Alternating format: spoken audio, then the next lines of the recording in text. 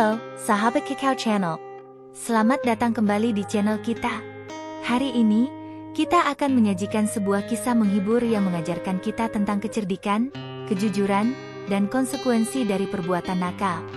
Jangan lupa untuk like, subscribe, dan nyalakan lonceng pemberitahuan agar tidak ketinggalan cerita menarik lainnya.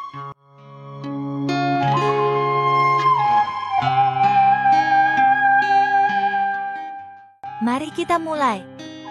Pada suatu hari, ada seekor monyet yang sangat nakal sekali. Selain nakal, monyet tersebut rakus dan suka mencuri buah-buahan para petani. Perbuatannya membuat para petani resah dan para petani pun menjaga ladang mereka dengan ketat.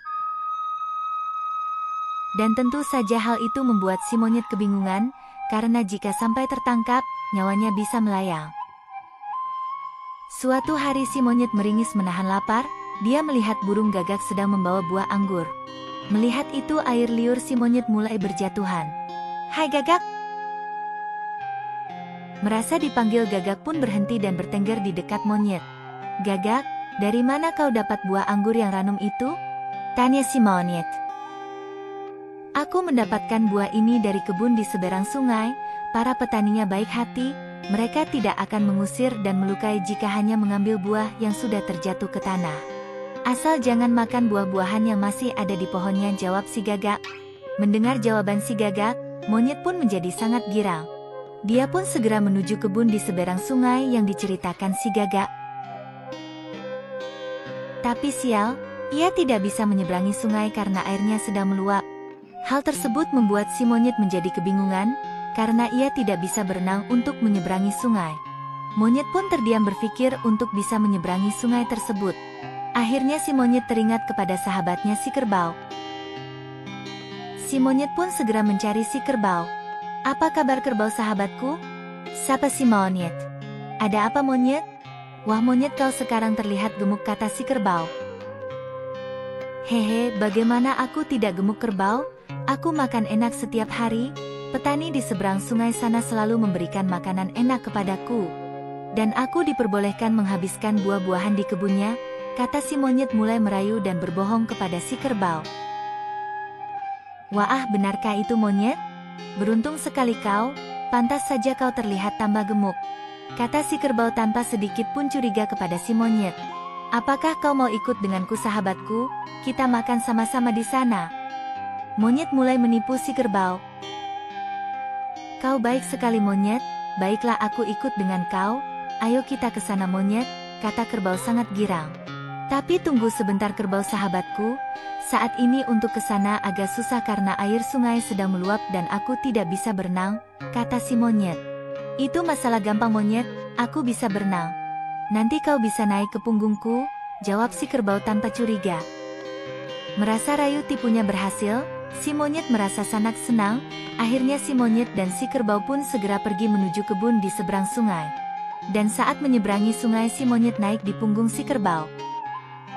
Setelah sampai di kebun, monyet pun si monyet yang rakus segera makan buah-buahan dengan lahapnya.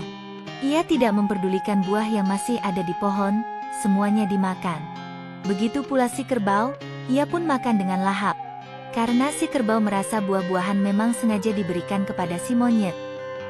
Tanpa mereka sadari, gerak-gerik mereka telah diperhatikan oleh para petani. Setelah si kerbau dan si monyet tengah kekenyangan, para petani langsung menyergap monyet dan kerbau.